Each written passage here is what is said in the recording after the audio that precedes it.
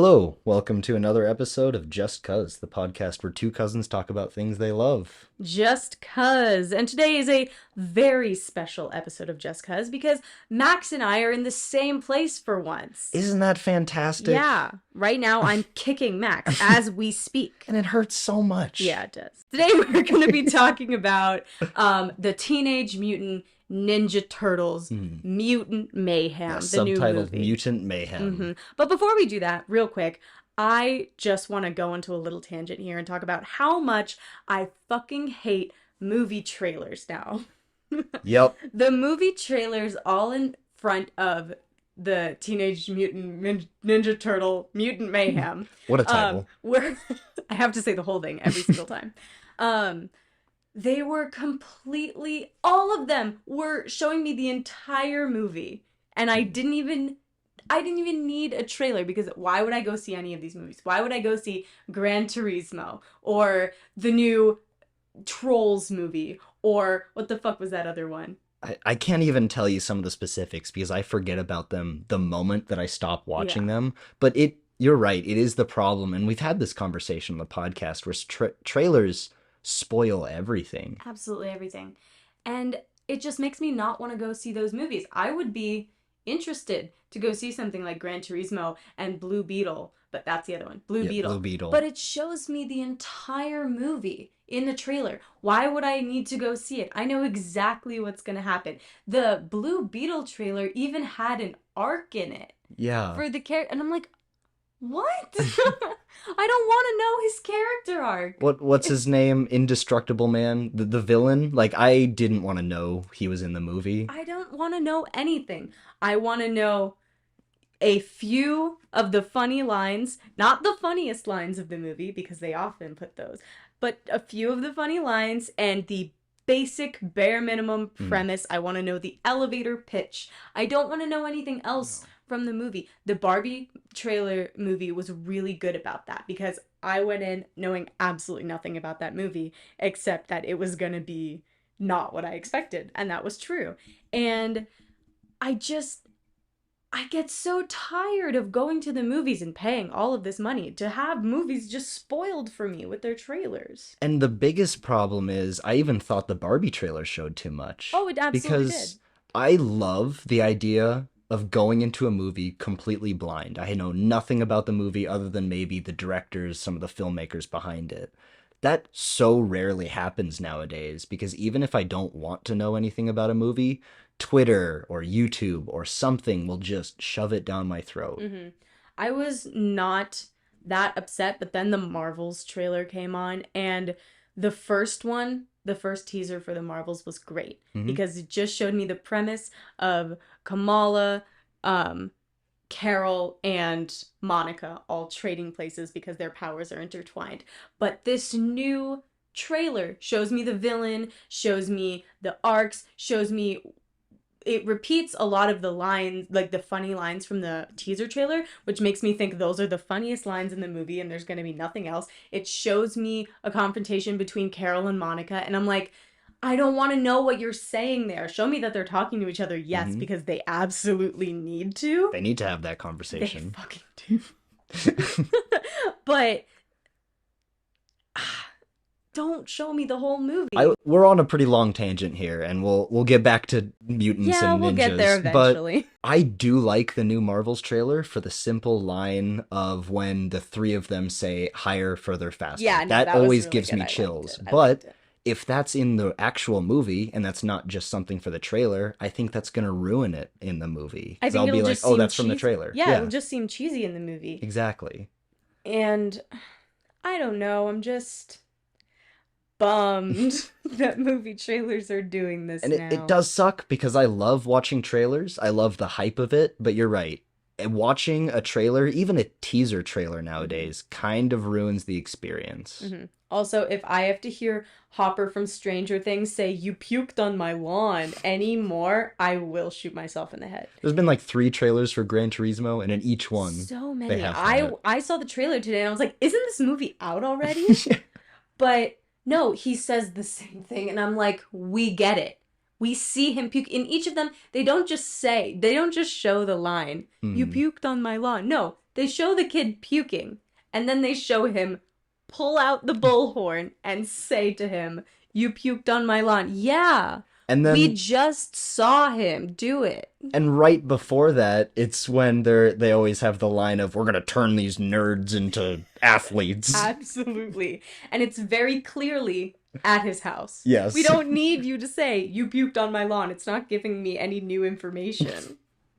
I am excited to see that because it's Neil Blomkamp, and Yeah. I have faith in him as a director, even though he has pulled out some duds. But anyway, let's talk about TMNT Mutant Mayhem. Let's do it. Because I genuinely I'm enjoyed sorry, this do you movie. mean the Teenage Mutant Ninja Turtles Mutant Mayhem? Yes. Is that what TMNT the full title? Okay, I just want to be sure. Because we're not sure because they never really mention the exact words Teenage Mutant Ninja Turtles in this movie. But I haven't asked you, what did you think of this movie? I liked it. Okay. I didn't not like it. I don't think I care about the Teenage Mutant Ninja Turtles as much as you do, as much as I know that you do. So, I mean, I enjoyed it. It was a fun movie, but I don't know how much I have to say about it, but I'm sure that you do. I have so much to say about this movie, and that's probably because I am a TMNT diehard fan. I loved the live action movie as a kid. I loved the CG animated movie in the early 2000s, which stars Chris Evans and Patrick Stewart. I loved all of that stuff. It's all fantastic, even though some of them are duds. I'm not going to try and argue that they're all fantastic. The live action second and third movie, wow, what happened there? But that first live action movie is so much fun. And I'll say that movie from the 90s is a kid's movie through and through, but it is allowed to be dirty and dark and sometimes even a little depressing. And that's something that they really took and ran with this new animated movie. And I loved that so much. I have seen not all of those movies, but I saw the 90s one and I saw the live action ones that you're talking about. I don't remember anything about them. So I never mentioned them, but yeah, the Michael Bay produced ones. I don't love the first one. I always have way more fun than I'm supposed to in the second one. I think it's subtitled Out of the Shadows, but yeah, those movies are fine, but this new animated movie is clearly a cut above. Oh yeah. I mean they're Michael Bay movies. Yes. There's only so far you can go. But I guess we can start with just talking about the animation because I thought, like, right from the get-go, there's so many lines and lots of pencil mileage, and they're just choice of shots and character design and everything is great. But the lighting and shading in this movie is so incredible. I cannot get over it. Yeah, it's really excellent. And we've definitely said this before, but the direction that certain animated movies are taking and being less realistic and less the CG animation style, it's definitely paying off because this gives the movie a very distinct feel, and it's a very fun style to watch. Like, it's not exactly like, Puss in Boots, The Last Wish. That's it. Puss in Boots, The Last Wish. Because nothing is exactly like that. No. It's amazing. But it was way more similar to that than most other animated movies that I've seen, and it took a lot of liberties in character design and like you were saying, shadows and lighting, and it's really great. Every time you saw a line which was clearly drawn, it was almost too thick looking and there was a lot of sketches everywhere. It was just, like I said earlier, it was dirty and you could feel the dirt and grime. It was great. But kind of starting out with the plot a little bit, you're introduced to Baxter Stockman, and I fully expected him to be the main villain because obviously, like they do in the movie, he's the one who creates all of these mutants, and I figured he was going to be a much bigger part of it, especially being voiced by Giancarlo Esposito, but he's kind of gotten rid of in the first 5 minutes. Immediately killed off. Which I also found surprising because the way that they were setting him up, I definitely thought he was going to be in more of the movie, and he's immediately killed off. Yeah, that was very interesting. Yeah. And I was like, I don't know, my biggest thing, I was like, how don't they see him holding the vial of ooze? Their whole thing is to find the ooze and find the mutate agent. And And they lose it anyway. it's right there in his hand. It's not even hidden well. It's bright green. It's glowing in a dark room. How don't you see that? And of course, he drops it down the sewer, and that leads to Mm-hmm. 4 turtles and a rat getting Breaks on radiated. 4 little poor baby turtles. Super, And they go super through a cute. gruesome transformation. You know what I couldn't stop thinking about while watching them transform in this movie? Guardians of the Galaxy 3. Yeah. Just animal abuse to the max. Just like absolute body horror. And Animal mutation. I can't think of anywhere else to kind of bring this up, but I love the origin of the Teenage Mutant Ninja Turtles for the simple fact, and you probably know this, that they're just a spoof of Daredevil. Yeah. Where the mutagen that gets in Daredevil's eyes, if you just pull back a little bit and you see that ooze goes down the sewer and drips onto a bunch of turtles and a rat. And it's even the Foot Clan and the Hand and Splinter and Stick. Just every character that you could think of is just it's all just a spoof. But I love that. For those of you that didn't know that, I just love pointing that out. The more you know. The more you know. I guess there's nothing really else to talk about with the intro and the animation. I'm sure we'll think of some other stuff. But I also just want to talk about how these turtles are just kids. And they're allowed to just be kids. Yeah. That was very refreshing because I do remember how they acted in the Michael Bay movies. I don't remember what happened in those movies, but I remember the way that they acted, and they acted like, late 20s bums who were just obsessed with pizza. And I was very relieved to see them as actual teenagers, and they, the movie is definitely of its time. It's definitely of right now. It's not something that will necessarily age the best, I think, because of that. But it's also something that can connect to kids a lot right now, I think, because the Ninja Turtles talk just like kids now talk. Yes. And not in some, out of touch adult exec way of, oh, this is a teenager, look, this is Rue from Euphoria. This is someone, look, they're your age, but they're doing all this crazy shit. No, they're actual teenagers. I think you put it best by saying that in the Michael Bay produced movies, they felt like 20-year-olds, because they really did. And even in the live action 90s movies, they felt like 20-year-olds. I think this is the first example of me seeing the Turtles and really feeling like they're children. And maybe that was just purely down to the voice actors. But I think it was the character design had a very, very big role in that. Yeah. I mean, I think they did an excellent job with them, and just the problems that they're dealing with, they're worried about fitting in. Like, that's obviously a common theme with other Ninja Turtles movies, but the way that it was handled in this, like Leonardo has a crush on a girl for the first time, and Michelangelo wants to take improv classes, and I don't know, Raphael has anger issues.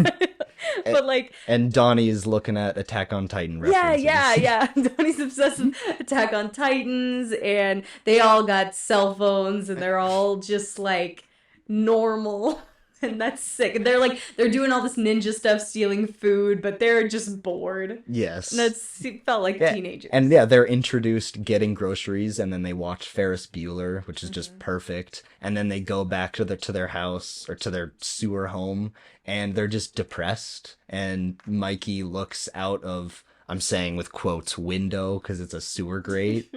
Oh yeah, and then the shadow of the bar is reflected on Mikey's face. That was great. I was like, what a metaphor. Art. Yeah, shadow lighting everything 100%. I will say I loved the casting of the kids, and I really want this to get a sequel. I don't know how they're going to do that, because these kids' voices are probably going to drop within the next couple of years. How old were the actors? Like actual teenagers. Really? Yes. Wow. Okay, I didn't know that. I should pull up all their names because we're going to talk about a lot of the famous actors in this movie, but those four turtles, the kids that play them, perfect. They were so good. The four actors are Nicholas Cantu as Leonardo, Micah Abbey as Donatello, Brandy Noon as Raphael, and Shaman Brown Jr. as Michelangelo. I've never heard of them before, but I'm sure they're going to go on to do fantastic things because they killed it. Mm-hmm. What other actors were in this movie? I didn't even know there were famous actors All in right, this movie. I can just start listing it off. They're voice actors. So I obviously, Seth Rogen is a producer on this, but he played Bebop. John Cena was Rocksteady. Jackie Chan was Splinter. Ayo Edebiri, God, I hope I said that right, is April O'Neil, and she's in The Bear, which we actually talked about earlier. Ice Cube is Superfly. Post Malone is Ray Fillet. Paul Rudd is Mondo Gecko. Rose Byrne is Leatherhead. Maya Rudolph is Cynthia Utrom, which we will talk about later. My goodness. Hannibal Buress is Genghis Frog. A bunch of other names that aren't listed with characters, but Dylan O'Brien, James Marsden, just a whole bunch of people, stars. Shit. Yeah. I guess I was really tired when I saw this because I didn't pick out any of those voices, and I'm very like for the gecko guy. Mm-hmm. What gecko? Yeah, Mondo Gecko. Mondo Gecko. Don't you dare you say his name wrong. Geico Gecko. No.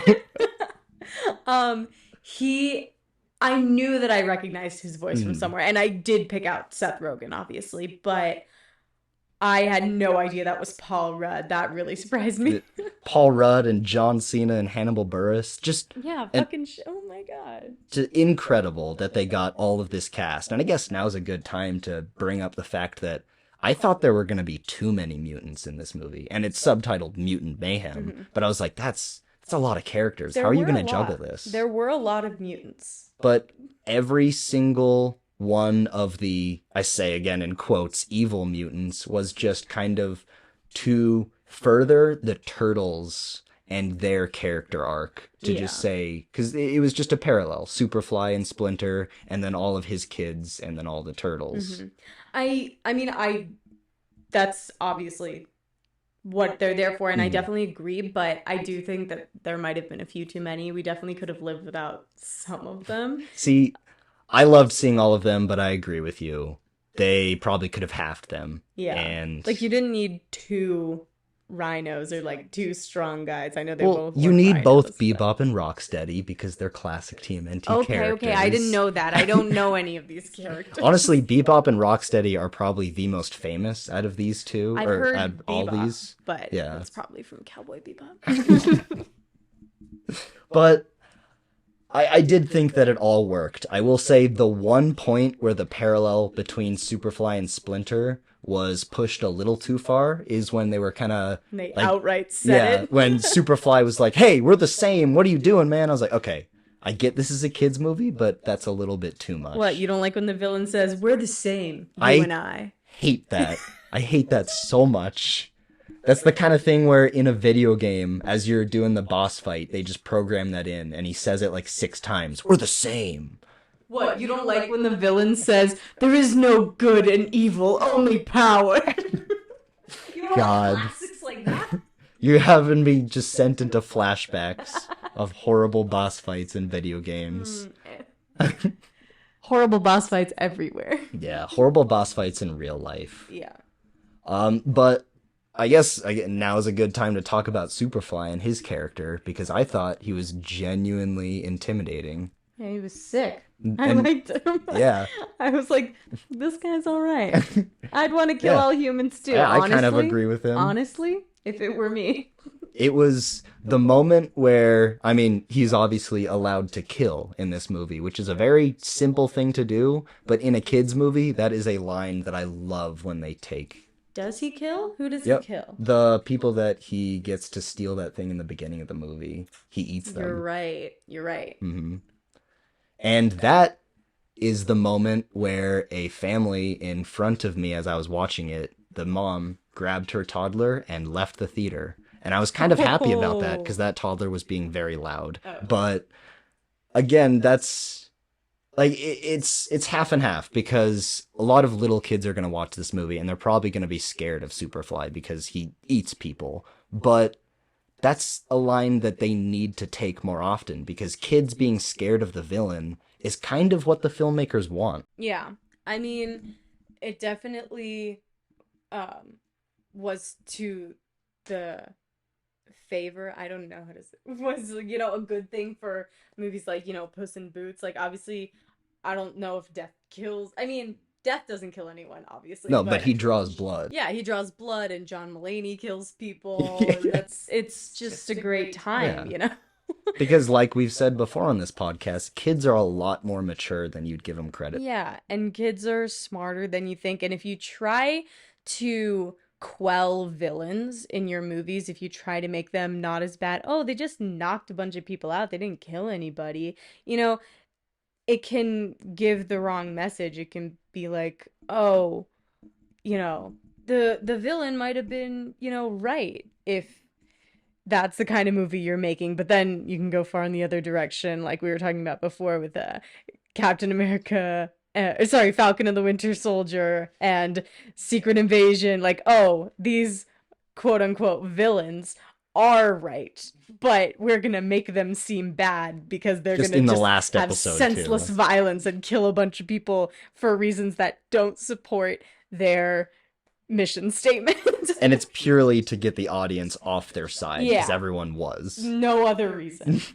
But Superfly, um, it on the surface it could be read it could be read as something similar to those, oh, he's right. Humans went after him and his family and they did nothing to harm humans, and he wants to kill all humans to be accepted. It's not bad to be accepted. No, it's not bad to be accepted. But the difference between, those kinds of other shows, Falcon and the Winter Soldier, Secret Invasion, and this is that the heroes and the villains are on the exact same journey. They just handle it in different ways. They've had these same experiences. They just handle them in different ways. Um, that doesn't happen in those other shows. Nick Fury is privileged. Nick Yeah. Fury is not hiding for his life. In a sewer. Always wearing someone else's skin, like the aliens in Secret Invasion, and Bucky and Sam don't have to deal with anything because they were blipped for 5 years, right? But the turtles, they are ostracized from society, and just like Superfly, and they do want to fit in, but they handle it in a different way. And that's what the climax of this movie is. They want to be accepted, but they value life over trying to win acceptance. It's doing the right thing no matter what anybody else is going to say. But before we dive into the themes, which I kind of feel like we're getting into, I do want to point out the hilarious joke, which they do a couple times, where someone sees the turtles or Splinter and they say, oh no, it's just a costume, it's okay. And then they Right. touch him for a second, like, oh god, it's real. Oh my god. Because that is the reaction that people would have. Or even Yeah. when April says, yeah, no one's going to accept you. I only accepted you because Because you you helped helped me. me. Yeah. Which is a big part of the themes of this movie is people are going to fear you. Yeah. Mhm. You probably look scary, or even if you look different, people may see you as the other. But it's about doing the right thing no matter what those people think. Mhm. That's what's going to change their And mind. that's hard. If this is a kids movie, Mhm. if this were real life and April got up on the screen of a TV and started saying, these turtles are not the bad guys, would all of those New Yorkers believe her? No, absolutely not. Barely anyone would believe her. But it is an optimistic angle to view from, and the New Yorkers and the turtles and the mutants all work together to destroy Superfly. Sorry if I'm getting to the end of the movie early, but like, it's an optimistic take. Is Yes. it realistic? No, but is it what we wish the world was? Yes. I'm gonna mention that moment later because I think April's puke moment is one of the greatest moments in this entire movie. But Horribly upsetting to watch. but The first time that I saw that, I had the thought of like, who's her source? No one gonna ask that where Yeah. she's getting her sources from? Because that's She what news all is. she's saying is I have the full story. Okay. Do you have proof? How? I'm not gonna believe you unless you And have like proof. it seems like you're working with these Yeah. turtles because you're friends with them and you plan what footage to record and what not to. You don't really do Yeah. that when you're Seems investigative like reporting. you're biased and you're colluding with them. Yeah. But they all believe him, and that leads to the Raimi Spider-Man moment, where the New York, you mess with one of us, you You mess mess with with all of all of us. us. And I did love that moment. That was really funny. Mm, I I mean it was cute how they were all helping each other. hmm The And you only thing could, I could think the whole time was like, where'd the cracks in in the turtles' shells go? They're just yeah. gone in the But next. now they're doing flips and they're doing the cool Attack on Titan stuff, which I did love how they mentioned Attack on Titan. And I was like, yeah, that's awesome. Great anime. Love it. And then they did it. They did Attack on Yeah. Titan in the end. And they had some fantastic one takes of just following that plastic bag and all the turtles are flipping around on Superfly or Mega Superfly or whatever it was. God, I loved that. I was just a Horse little legs, kid. Yeah. superfly. Like a bunch of horses too, not just one horse. When that horse like jumped off his leg, they shot him the first time with the anti-mutate And they give it thing. a second just to And then build that yeah, and then suspense. the one singular horse pops up. He's like, "It's just a horse. I don't need that horse." I was like, "That is so funny." This movie is also hilarious. Yeah. I was gonna bring it up later, but it might mess with some of the emotion of the scene. But when they're getting milked, Oh my and god. and when Splinter comes and rescues them, and is like, "Is that what I think it is?" And then they You're like, no. fade to a like They the cut to like yeah it was like a Milkatron yeah 2000 or Mega something. Milker Mega Milker 2000, 2000. and I busted out laughing. Like Maybe it ruins the moment of the turtles being captured by the I government, and don't that's think it supposed to be does. serious, but God, what a great I joke. don't think it ruins it because what is it going to be otherwise? Splinter just being like, "What did I tell you?" Like screaming at them. What did I tell you? Exactly what I said would happen. And you Mm, befriend humans. And you go out and do the blah, blah, blah. That would be just boring. mm. And we all And know that that's not going to all of last. that stuff is still felt emotionally, so Yeah, they still get it exactly. across. But that milking, that was too funny. I was like, why are you calling it milking? Why is she calling it milking? You don't have How does nipples. Splinter even know what milking is? He's a rat. Should we talk about Splinter and his origin? Yes. Okay, That was so funny. I mean, because it was sad, but it was really funny. this is very, very different from the cartoon, the comics. This is like a very new origin that we've seen. Hmm.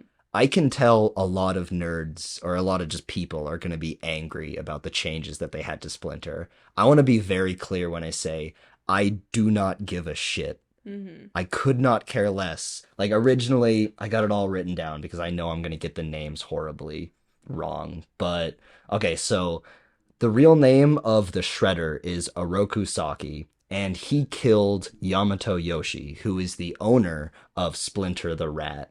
And Shredder, or Splinter, sorry, their names are way too similar, but Splinter originally trains the turtles so that he can get revenge on Shredder, and that's the sole reason. Oh, And yeah. he I kind of learned, remember yeah, that. he learned kung fu from watching his original master. Oh. Whereas in this, he sees, what is it, Kevin Oh my Lee's god, it was a workout tape. It was so self-defense. funny. Yeah, Yeah, self-defense tape. and it was For a fantastic. second, for a split second, when it panned to a workout tape, I thought it was gonna be a Jane Fonda workout tape, and I was That would have so been good ready. That would have too. been so funny. And it's completely believable that Splinter would train these turtles from birth to hide in the shadows and be ninjas because it's a genuine fear of his that humans are going to come and kill them Yeah, all. I like this way better. Hmm First of all, it sets the correlation up between him and what was his name, Baxter, or Yes, the Baxter guy who Stockman. created the mutant goo. What was it? Hmm Sludge? Ooze. Ooze. There we go. Ooze. The mutant ooze. And it sets up that parallel between him and Splinter really well Both of them felt like they never belonged. They were outsiders. They didn't have any friends. Splinter had one friend. He had a cockroach, and it got immediately killed, and then he ate it. and But it's okay. He went on to marry another cockroach. Oh my god. Don't even talk about that. Disgusting. When that cockroach Disgusting. stuck her tongue down his mouth. Ew. What? Why?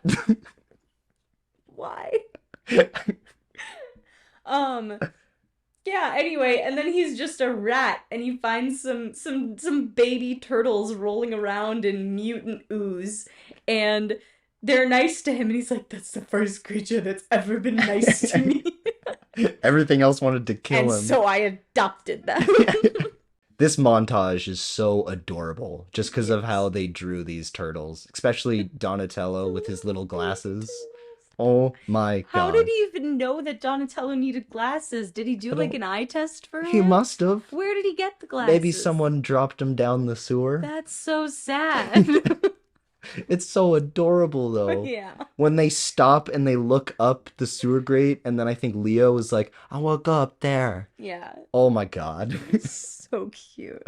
But I never mentioned it, and I was meaning to beforehand, but I think this whole movie had a really nice 80s aesthetic, which fits because the turtles were, I'm pretty sure, created in the 80s. Yeah. And Kevin Lee's self-defense video, Splinter's afro, just a whole lot of the design choices really, really fit the 80s aesthetic of this movie. Yeah, because when they did the flashback, like, obviously the mutants are 15 years old, and if that takes place now, then the flashback should be in the early 2000s, not in the 80s. But it seemed like they were going back to when the Ninja Turtles were originally created, which was the 80s, and that was cute, and I liked that.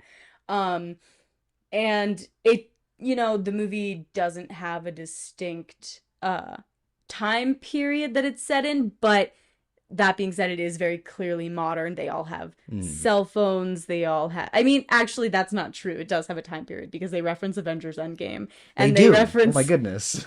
Any movie under the sun, and then there's cardboard cutouts of all the Chris's. Oh, I completely forgot about that. Oh my goodness. So funny. Which Chris do you want to hang out with? Chris Pine and Chris Evans, of course. Was there another Chris there? We'll never know. Is it Chris Pratt? I think all three Chris's were there. No, they were. They were? Okay. I cannot believe I forgot about that. That was such a good joke. Really funny. And they were just live action too. Just everything, like Ferris Bueller was live action. Everything that was media related was just, except for the news that April was doing, was completely live action. which was just amazing. So funny. I love when they insert live action things into cartoons, like in a Spider-Verse, Oh, God. But I mean, we mentioned before how a lot of the reference humor kind of dated this movie, and like in a year or two we'll really get that sense. We've been literally sitting in the dark. I just turned on the light. It's dark outside, and we've been sitting in a dark room for over an hour. But yeah, reference humor, I did like it because it was funny. Yeah. Them saying like things like Riz, for a second I was like, oh man, but then I was like, you know what, it's accurate. Honestly, if you told me like on paper that there is a Riz joke in this movie, I would think that it would go horribly bad, but they said it in the movie and it was Leo like, look who's got Riz now, and it worked. It wasn't even a joke. I think that's why it works. It was just a part of their vocabulary, which unfortunately it is now. Things like Riz and Delulu are things that the kids say. That just shows me how old I'm getting. I'm not old, but it makes me feel old. We're not even old. We're the same age and we are not old. It's just that with TikTok and the way that trends are right now, even the way that trends are when we were in high school, they change so quickly that you can never keep up and you always feel old. Which makes me wonder how in the world the filmmakers, and I'm thinking of specifically Seth Rogen because he's, the big name behind this movie, but how the heck did they get a genuine voice of kids Yeah. down on the paper. They 'Cause it did, works. and they had references that aren't out of date yet. Yeah. Which, at least at the time of release, which is very good. Like, Yeah. that almost never happens. And I'm sure that the word Riz was put in late in the game because that's a very recent slang term. That was probably... if you think about how long animated movies have to be in development for, that's crazy that this was in there. Just how difficult this movie probably was to make, where we watch it and it just works. Like, it's just a really, really good climactic ending to this great emotional story. Like, it just amazes me that this worked as well as it did. And putting aside... Yeah, that fan is loud if anyone can hear it. We put on a fan because it is very hot in this room. Boiling. What was I saying? I don't remember. A lot of effort was put into this movie. Oh, I remember now. I really hope, putting aside how good or bad this movie is, I really hope it made a lot of money. Because I want to see more movies like this. I want to see the studios learning the lesson of a Spider-Verse style animation or just weird or fun new animation styles work, and people will spend their money on it. Yeah. And I really hope this movie gets a sequel too. It does not look like it's done bad in the box office. It's done fairly well. I think the worst thing the studio could do was release this movie during this time period, because Barbie and Oppenheimer are still doing great. Mission Impossible is still making a bunch of money. Like, this movie should not have been released now.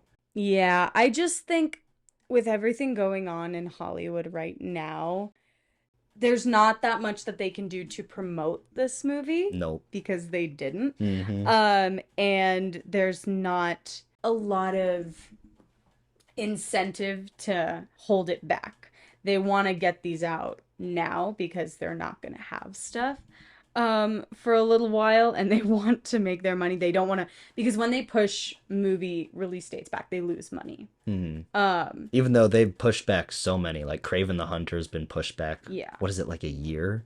Well, because those things are still in production, but things like this, if they were to push it back just because... I mean, what studio made this? I don't even know. Nickelodeon. Oh, okay. See, that, like, if they were to push it back because they were afraid of the Oppenheimer and Barbie box office, I mean, I don't know. Obviously, I'm not in the minds of studio execs, but it doesn't seem very likely, because it would seem like they would want to compete with those, especially with a bunch of people going to the movies right now during this summer. And because they're a completely different studio, and they would want to get in on that money-making opportunity. And also, yeah, holding it back, there's not much incentive for that. So no, but I do have a little bit of worry about this movie not making enough money for the studio to justify more, because I want this to be a franchise. I want so many more animated Ninja Turtles movies like this. Yeah, like I said, I enjoyed the movie. I wouldn't mind seeing another one. Would I go to the theater and see it? Maybe not. But that's just not for me, maybe. I would 100% see a sequel to this movie in theaters, because do you want to talk sequel speculation? Because I want to talk about Cynthia Utrom. Oh, yeah, she just disappeared. I'm just realizing that right now. But after she milked the turtles, she just disappeared from the movie and never came back. So, I mean, first off, Maya Rudolph. Fantastic. I love She's her. So funny. She's always great, and then when she does an accent, she's extra great. Yes. But do you know anything about the Utroms? No, of Ninja course Turtle I lore? don't. I barely remember Shredder.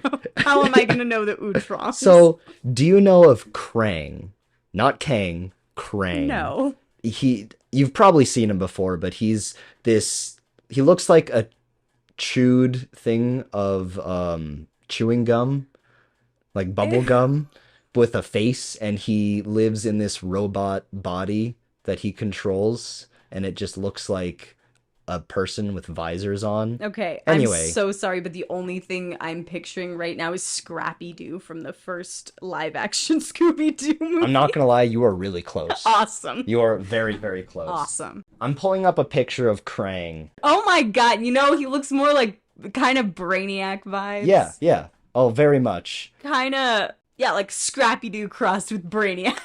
So I wanted to bring this up and show you this picture because Krang, he may also come from Dimension X, which is another thing entirely, but his species is an Utrom, which means Oh. that I think Cynthia Utrom, the character, is probably going to have something horrible happen to her, and she's going to get turned into a female Krang.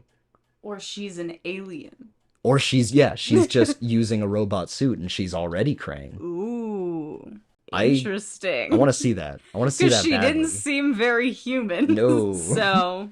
And she has the weird German accent. Yeah. It was a choice. I loved it, but it was a choice. I couldn't keep a straight face the whole time she was talking. I can't think of too much else to say about TMNT Mutant Mayhem. Loved it. Fantastic kids movie. Yeah. So I guess we can move on to our finalizing of the podcast where we talk about things in culture that we've been consuming. So Sasha. Yum, yum, yum, yum. Consuming. What have I been consuming? Oh, I just went I was so lucky and I got a chance to go to the Taylor Swift Eras tour. Oh my gosh, Max. It is I can't even think of what to say. It was such an experience going to a concert where what was it, 90,000 people, something like that, in one theater. You can't even imagine that many people. I'm making a face because I would just be flabbergasted. Yeah, no, Max is a small town boy. He does not like people. Being in a dome with 90,000 people in a sold out show where every single person there is feeling the same things and like singing the same songs and screaming the same screams at Taylor Swift. People call her mother. I am people. I am a Swiftie. I am not ashamed of that. See, I do like that environment or just that vibe. It was crazy. It felt like people online were saying this, and I completely agree. It felt like Barbie Land IRL. Because a thing that has become a trend to do at these concerts, if you don't follow Taylor Swift or the concerts, like, you don't really know, but a thing to do there is people make friendship bracelets at home, like hundreds of friendship bracelets based on Taylor Swift's song titles or just random things that she's said in interviews or, you know, inside references that only Swifties know. And people wear them on their wrist because you can't bring them in a bag into the stadium because you have to have clear bags and you can't have like that many bundles of things, right? So people wear them on their arms and they walk into the theater and they just give them out. They trade and they want to come back home with completely different. They want to trade away all of theirs and they want to give them to random people. I walked in with no bracelets and I walked out with 9 friendship bracelets from strangers. Well, some of them were from friends that I met up with there, but some of them were from complete strangers, and that is so That's amazing. fun. It's so nice. When I was there, I saw a guy holding up a Knuff sign. And, Yes. And it was just like, it was so crazy. I also saw a video of someone in taking a video of the crowd at a Taylor Swift concert and saying, "I just realized I'm not afraid of crowds. I'm afraid of men." And, you know, that's very upsetting and very visceral. But honestly, while I was there, I have never been in a giant group in any crowd, not to mention 90,000 people, and not felt anxiety. But I felt completely at home. I felt not in danger at all. And literally, it was like Barbie Land IRL. It was crazy. That It was sounds so such an amazing. experience. Like, Just like-minded people. yeah. And it's not like, to someone who wasn't there, like, you don't even have to be a Swiftie to feel that when you're there. And it's crazy. And I'm sorry, I'm talking about this for a really long time. Oh, no, you're good. But, you know, Taylor Swift has this song called The Man. Mhm. And it's a really good song. I'll play it for you. But it's basically talking about how if Taylor Swift, was a man, she would not be, vulturized the way that she is. She would not be attacked the way that she currently is. Or 100%. just like looked down upon by people. And the fact that you can sell out 90,000 people, not sold out show, not one day, 6 straight nights in LA, and then every other stop on her tour, she's making billions of dollars, and then she's giving hundreds of $1,000s away to her staff as bonuses. Like, and she has record after record after record that's a top hit. If it's very incredible to see someone achieve those kind of heights, and she's still looked down upon by a huge subsection of society who don't even want to give her the time of day or listen to her music. And that really does not the horrible subculture of humans that suck, but it makes me happy to know that Taylor Swift can create a culture in an environment that is safe, and not just safe, but it spreads happiness and positivity. A lot of musicians do it, but not enough. Yeah. And it's just, yeah, like, I'm sorry, I've been talking about this for so long during our Teenage Mutant Ninja Turtle Mutant Mayhem episode. But I just felt like I wanted to say it because it is such a unique experience that I had over the weekend that I've never had before. And I just wanted to talk about it for a second. Well, that's good. And that's okay, because the next thing that I'm going to be talking about is a TMNT comic that I've been reading. Okay. I feel like I'm always bringing in comics, but I read a lot of comics. I won't do it, so you gotta. So I haven't delved too deep into the TMNT comic lore. Like, the most that I know is from the cartoon. But so the original comic, the black and white one from Eastman and Laird, I've read many times, and there's a new comic came out, I want to say a few years ago, by Eastman and Laird, the original creators, and it's a cyberpunk alternate future where only one of the turtles is still alive, and he's trying to face a new Shredder. Whoa. And wait, which turtle? I'm not going to spoil it, but ask yourself, who is the most interesting turtle to be on his own? It is that turtle. Yes. But yeah, it's only 5 issues. It's called The Last Ronin, and I highly recommend it. It is so much fun. But with that, I guess I want to talk about April's puke moment in our closing, because I think this moment perfectly encapsulates the whole themes of this movie, which is that you're going to do something embarrassing or ugly, or you're going to look embarrassing or ugly, and you're probably going to fail the first time that you try something that, gets in the way of that embarrassingness. But even if you fail, like completely horribly fail and embarrass yourself, you have to keep on trying. I couldn't have said it better myself. I think that we should keep on trying, no matter how often we fail ourselves. 100%. You guys don't know this, but behind the scenes, we were trying to set up this podcast it took for so long. Almost an hour. We have had so many technical issues. Goodness. And with that, this has been a puke podcast. Ew.